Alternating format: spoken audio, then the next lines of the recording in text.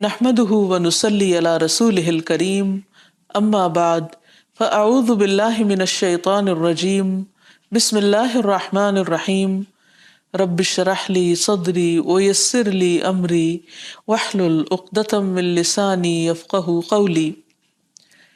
السلام علیکم ورحمۃ اللہ وبرکاتہ۔ ناظرین، پروگرام دعا کیجیے کے ساتھ آپ کی خدمت میں حاضر ہیں۔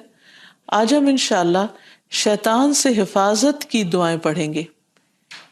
شیطان انسان کا کھلا دشمن ہے۔ اس دشمن سے بچنے کے لیے اللہ سبحانہ وتعالیٰ کی پناہ لینا ضروری ہے، اور اس کے لیے اللہ تعالیٰ سے دعا کرنا اور غیر اللہ سے اجتناب کرنا۔ اللہ سبحانہ وتعالیٰ فرماتے ہیں وَقَالَ رَبُّكُمُ ادْعُونِي أَسْتَجِبْ لَكُمْ، تمہارا رب کہتا ہے تم مجھ سے دعا مانگو، میں تمہاری دعا قبول کروں گا۔ جب وہ قبول کرنے والا ہے تو پھر ہمیں دعا مانگنے میں بخل نہیں کرنا چاہیے، اور ہر طرح کے شر سے بچنے کے لیے اسی کی پناہ لینی چاہیے، اور کسی بھی تکلیف اور مصیبت کے وقت کسی اور کی طرف نہیں دیکھنا چاہیے، کیونکہ قرآن مجید میں آتا ہے وَمَنْ أَضَلُّ مِمَّنْ يَدْعُو مِن دُونِ اللَّهِ مَن لَا يَسْتَجِيبُ لَهُ إِلَى يَوْمِ الْقِيَامَةِ وَهُمْ عَنْ دُعَائِهِمْ غَافِلُونَ۔ اور اس سے بڑھ کر گمراہ اور کون ہوگا جو اللہ کے سوا ایسوں کو پکارتا ہے جو قیامت تک اس کی پکار کا جواب نہ دے سکیں گے۔ یعنی اللہ تعالیٰ کا در چھوڑ کر غیروں کے در پہ جاتا ہے جو نہ سنتے ہیں نہ سمجھتے ہیں اور نہ ہی کچھ کر سکتے ہیں، بلکہ وہ تو ان کے پکارنے سے بھی بے خبر ہیں۔ ان کو تو یہ بھی نہیں پتا کہ ان سے کون کیا مانگ رہا ہے۔ اس لیے ہمیں اللہ تعالیٰ سے ہی دعا کرنی چاہیے، اور دعا سے پہلے اللہ سبحانہ تعالیٰ کی حمد و ثنا اور پھر نبی صلی اللہ علیہ وسلم پر درود شریف پڑھنا، کیونکہ اس کے پڑھنے سے رحمتیں نازل ہوتی ہیں۔ جہاں تک شیطان کی دشمنی کا تعلق ہے تو وہ اول روز سے ہے، جب سے انسان پیدا ہوا، اور جب سے اللہ سبحانہ تعالیٰ نے فرشتوں کو حکم دیا کہ وہ انسان کے آگے جھک جائیں، آدم علیہ السلام کو سجدہ کریں، اور ابلیس کو بھی حکم ہوا لیکن اس نے انکار کر دیا۔ وہ انسان سے حسد کرنے والا ہے، انسان کا دشمن ہے، اور ہر طرح سے دنیا اور آخرت دونوں میں خرابی ڈالنے کی کوشش کرتا ہے۔ اللہ تعالیٰ قرآن مجید میں فرماتے ہیں کہ شیطان انسان کو چھوڑ جانے والا ہے، اور شیطان اور اس کا گروہ انسانوں کو بھٹکاتے رہتے ہیں تاکہ وہ ان کے ساتھ جہنم کی آگ میں جا گریں۔ اس لیے ہمیں خصوصی طور پر محتاط رہنے کی ضرورت ہے، اور بہت واضح طور پر یہ پتہ کرنے کی کہ رحمان کا راستہ کون سا ہے اور شیطان کا کون سا ہے، اور اس میں سے جو راستہ اللہ تعالیٰ کی طرف جانے والا ہو، صراط مستقیم ہو، اسے ہر صورت میں پکڑ لیا جائے اور اس پر دوام یا پابندی کی جائے۔ پھر یہ بھی یاد رہے کہ شیطان ہر انسان کے ساتھ ہے، یعنی وہ ایک بچے کو بھی نہیں چھوڑتا اور بوڑھے کو بھی نہیں چھوڑتا، موت کے وقت تک وہ انسان کے ساتھ لگا رہتا ہے تاکہ انسان اللہ تعالیٰ کے ساتھ کفر کرے، شرک کرے، ناشکری کرے، اللہ سبحانہ تعالیٰ کے بارے میں بری بری باتیں سوچے۔ تو ایسے میں جب بھی کبھی انسان کو اللہ تعالیٰ سے کوئی ناراضگی دل میں پیدا ہونے لگے تو فوراً سمجھے کہ یہ دراصل شیطان کا وسوسہ ہے۔ پھر یہ بھی یاد رہے کہ شیطان انسان پر مختلف طریقے سے حملے کرتا ہے، مثلاً اللہ تعالیٰ کے بارے میں شک پیدا کرنا۔ رسول اللہ صلی اللہ علیہ وسلم نے فرمایا تم میں سے کسی کے پاس شیطان آتا ہے اور تمہارے دل میں پہلے تو یہ سوال پیدا کرتا ہے کہ فلاں چیز کس نے پیدا کی، فلاں چیز کس نے پیدا کی، یہاں تک کہ آخر میں اس بات تک پہنچا دیتا ہے، کہتا ہے کہ خود تمہارے رب کو کس نے پیدا کیا۔ جب کسی شخص کو ایسا وسوسہ ڈالے تو اللہ سے پناہ مانگنی چاہیے اور اس شیطانی خیال کو چھوڑ دینا چاہیے۔ پھر اسی طرح شیطان انسان کو اللہ تعالیٰ کی اطاعت سے روکتا ہے۔ اس نے پہلے ہی دن یہ کہا تھا قال فبما اغویتنی لاقعدن لهم صراطک المستقیم، کہ ابلیس نے کہا کہ تو نے مجھے گمراہی میں مبتلا کیا، نعوذ باللہ، وہ اللہ تعالیٰ کو بلیم کر رہا ہے، تو اب میں بھی تیری سیدھی راہ پر گھات لگا کر بیٹھوں گا۔ پھر انسانوں کے آگے سے، پیچھے سے، دائیں سے، بائیں سے، غرض ہر طرف سے ان کو گھیروں گا، اور تو ان میں سے اکثریت کو شکر گزار نہ پائے گا۔ اور ایک حقیقت ہے کہ بہت کم لوگ ایسے ہیں جو خود کو ملنے والی نعمتوں پر شکر گزار ہوں اور خوش ہوں۔ بہت سے لوگ تو بندوں سے اور اللہ تعالیٰ سے شکوہ ہی کرتے چلے جاتے ہیں اور جو کچھ ملا ہے اس کو نہیں دیکھتے۔ پھر اسی طرح شیطان کے کاموں میں سے کام یہ ہے کہ وہ لوگوں کے دلوں میں فتنے پیدا کرتا ہے، لوگوں کے درمیان جھگڑے اور فساد پیدا کرتا ہے، خصوصاً میاں بیوی کے درمیان۔ اس سلسلے میں حدیث میں آتا ہے کہ شیطان کے لشکر جب لوگوں میں فتنہ ڈالنے جاتے ہیں تو ان میں سے ایک آتا ہے اور کہتا ہے کہ میں نے اس طرح کیا اور اس طرح کیا، تو شیطان کہتا ہے کہ تو نے کوئی بڑا کام نہیں کیا، یعنی اگر عام لوگوں میں جھگڑے فساد کرواتا ہے تو اس کو وہ کوئی کام نہیں گردانتا۔ پھر ان میں سے ایک اور آتا ہے اور کہتا ہے کہ میں نے فلاں آدمی کو اس وقت تک نہیں چھوڑا جب تک اس کے اور اس کے بیوی کے درمیان جدائی نہیں ڈال دی، یعنی لڑائی نہیں کروا دی۔ شیطان اسے اپنے قریب کر کے کہتا ہے کہ ہاں تو نے اچھا کیا، اور پھر اسے وہ اپنے ساتھ چمٹا لیتا ہے۔ اور ایک اور روایت میں آتا ہے کہ پھر وہ اس کے سر پر ایک تاج رکھ دیتا ہے کہ تم نے سب سے بڑا کام کیا، کیونکہ حقیقت یہ ہے کہ اگر شوہر بیوی کے درمیان اختلافات ہوں گے، لڑائی جھگڑے ہوں گے، تو گھر کی چولہے ڈھیلی ہو جائے گی، اور جب گھر کے اندر سکون نہیں رہے گا تو پھر اس سے بہت ساری بے پناہ خرابیاں پھوٹیں گی۔ اس لیے شوہر بیوی کے درمیان باہم محبت کا ہونا ایک بہت بڑی نعمت ہے۔ شقیق کہتے ہیں کہ ایک شخص جس کا نام ابو جریر تھا، وہ ابن مسعود کے پاس آیا اور اس نے کہا، میں نے ایک کنواری لڑکی سے شادی کی ہے لیکن میں خوف زدہ ہوں کہ وہ مجھ سے نفرت کرے گی۔ تو ابن مسعود نے فرمایا کہ الفت اللہ کی طرف سے ہوتی ہے اور بغض شیطان کی طرف سے۔ شیطان چاہتا ہے کہ تمہارے لیے اس چیز کو ناپسندیدہ کر کے دکھائے جو اللہ نے تمہارے لیے حلال کی ہے، تاکہ انسان پھر حرام کی طرف مائل ہو۔ اسی طرح باہم بہن بھائیوں کے درمیان، دوستوں کے درمیان عداوت اور دشمنی پیدا کرتا ہے۔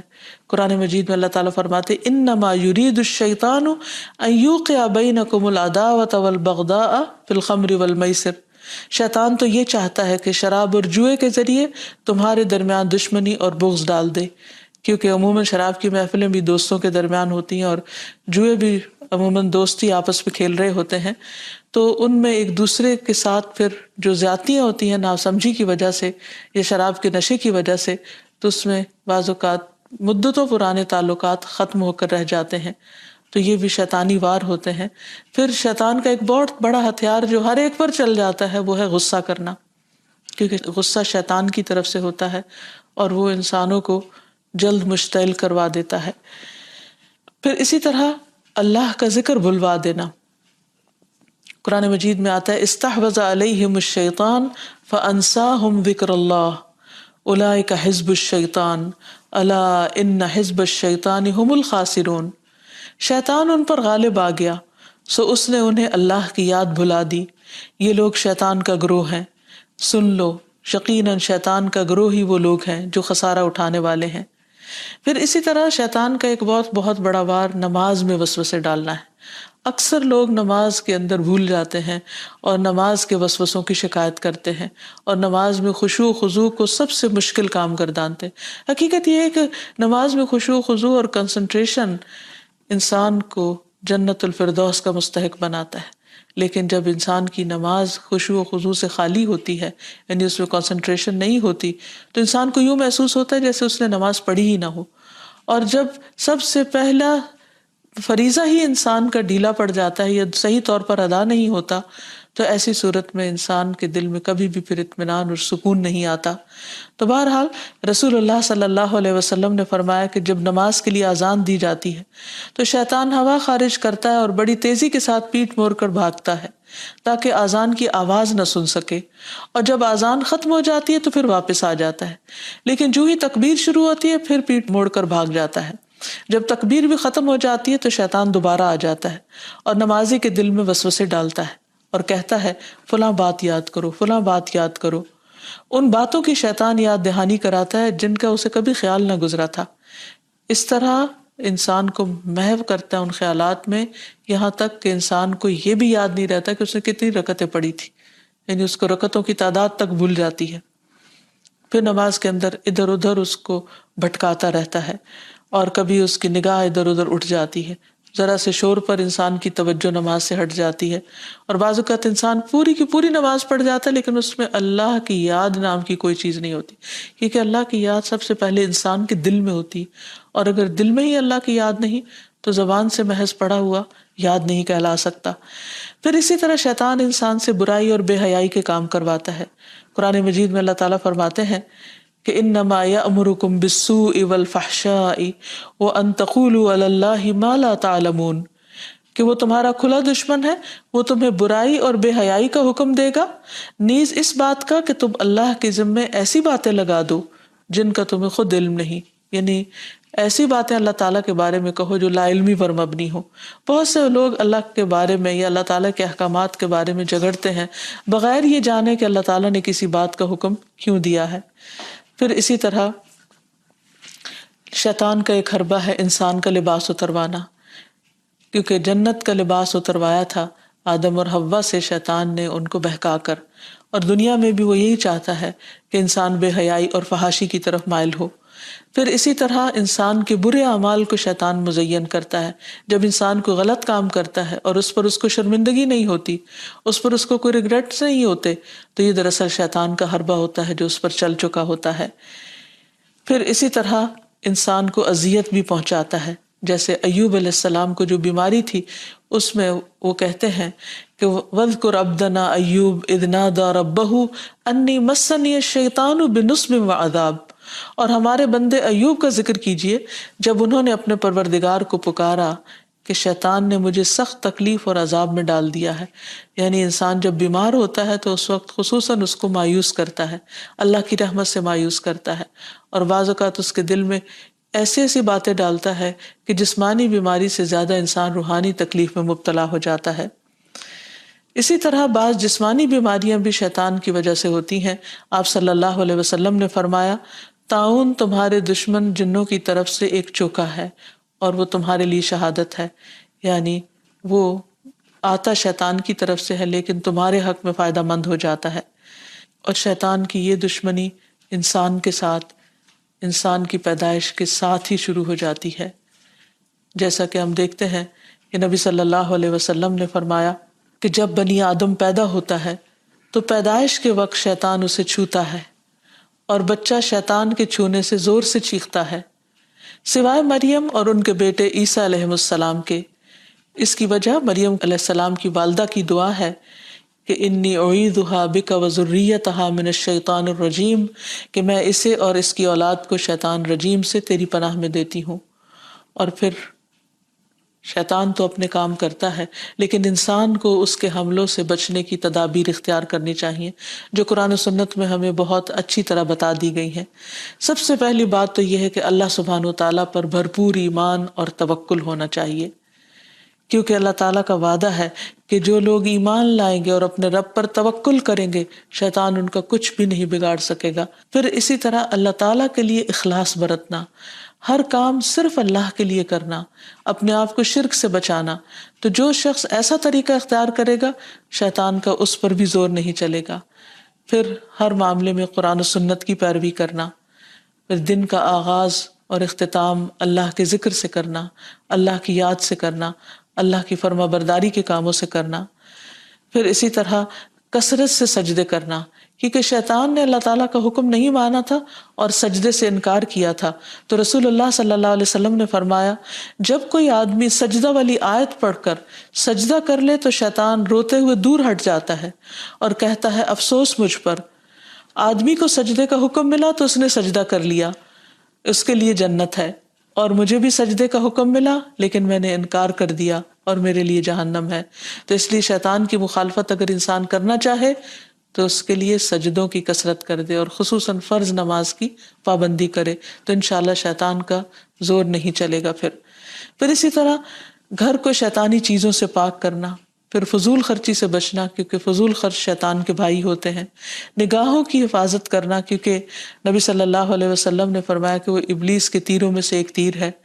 پھر اسی طرح اکٹھے رہنا، مسلمانوں کی جماعت کے ساتھ جڑے رہنا۔ رسول اللہ صلی اللہ علیہ وسلم نے فرمایا کہ جماعت پر اللہ کا ہاتھ ہے اور شیطان اس کے ساتھ ہے جو جماعت سے علیحدہ ہو اور وہ اس کو پاؤں مار کر ہانکتا ہے، یعنی جو شخص اچھے لوگوں کے ساتھ ملتا جلتا نہیں، ان کی مجلس میں نہیں بیٹھتا، ایک دوسرے کو وتواصوا بالحق وتواصوا بالصبر نہیں کرتا، وہ پھر شیطان کے وسوسوں اور چالوں کا شکار ہو جاتا ہے۔ اور آخر میں دعائیں، اللہ سبحانہ تعالیٰ نے ہمیں قرآن مجید میں بھی دعائیں سکھائی ہیں، اور نبی صلی اللہ علیہ وسلم نے بھی. اس میں سے پہلی دعا ہے رب اعوذ بک من ہمزات الشیاطین واعوذ بک رب ان یحضرون. اے میرے رب، میں شیطان کی اکساہٹوں سے تیری پناہ مانگتا ہوں، اور اس بات سے بھی تیری پناہ مانگتا ہوں کہ وہ میرے پاس آئیں. پھر تعوذ پڑھنا، یعنی اعوذ باللہ من الشیطان الرجیم من ہمزہ ونفخہ ونفثہ. میں اللہ کی پناہ چاہتا ہوں شیطان مردود سے کہ مجھ پر کوئی جنون کا اثر ڈالے، یا مجھے تکبر پر آمادہ کرے، یا شعر و شاعری کی طرف لائے، یعنی جو غلط قسم کی ہے. پھر قرآن مجید پڑھنے سے پہلے اعوذ باللہ من الشیطان الرجیم پڑھنا. پھر اسی طرح برا خواب دیکھنے پر تعوذ پڑھنا. رسول اللہ صلی اللہ علیہ وسلم نے فرمایا نیک خواب اللہ کی طرف سے اور برے خواب شیطان کی طرف سے ہوتے ہیں. پس جو ایسا خواب دیکھے جس میں کوئی ناگوار چیز ہو تو بائیں طرف تھوک دے اور شیطان سے اللہ کی پناہ مانگے. ایسا کرنے سے وہ خواب اس کو کوئی نقصان نہیں دے گا اور کسی کو یہ خواب نہ بتایا جائے. پھر اسی طرح صبح و شام کی دعائیں پڑھے، جس میں خصوصی طور پر شیطان کے شر اور شرک سے بچنے کی دعا ہے. اللہم فاطر السماوات والارض عالم الغیب والشہادہ رب کل شیء وملیکہ اشہد ان لا الہ الا انت اعوذ بک من شر نفسی وشر الشیطان وشرکہ. اے اللہ، آسمانوں اور زمین کے پیدا کرنے والے، پوشیدہ اور موجود ہر چیز کے جاننے والے، ہر چیز کے پالن ہار اور اس کے مالک، میں گواہی دیتا ہوں کہ تیرے سوا کوئی معبود برحق نہیں. میں تیری ذات کے ذریعے اپنے نفس کے شر سے اور شیطان کے شر سے اور اس کے شرک سے پناہ مانگتا ہوں. آپ نے فرمایا جب صبح کرو اور جب شام کرو، اور جب اپنے بستر پر آؤ تو اس دعا کو پڑھ لیا کرو. اسی طرح سب کام بسم اللہ پڑھ کر کرنا، کیونکہ انسان جب بسم اللہ پڑھتا ہے تو اللہ کا نام لیتے ہی شیطان دور بھاگ جاتا ہے. مثلا گھر سے نکلتے وقت بسم اللہ توکلت علی اللہ، سواری پر بیٹھتے ہوئے بسم اللہ پڑھنا. پھر اسی طرح آیت الکرسی پڑھنے سے شیطان سے حفاظت رہتی ہے. پھر صبح و شام کے اذکار میں لا الہ الا اللہ وحدہ لا شریک لہ لہ الملک ولہ الحمد وہو علی کل شیء قدیر. یہ 100 بار پڑھنا، اگر 100 بار نہیں تو کم از کم 10 بار انسان ضرور پڑھ لے. پھر اسی طرح لا الہ الا اللہ وحدہ لا شریک لہ لہ الملک ولہ الحمد یحیی و یمیت وہو علی کل شیء قدیر. جو شخص مغرب کے بعد 10 بار پڑھے گا، اللہ تعالیٰ اس کی حفاظت کے لیے اسلحہ بردار فرشتے مقرر کر دیں گے جو اس کی صبح تک شیطان سے حفاظت کریں گے.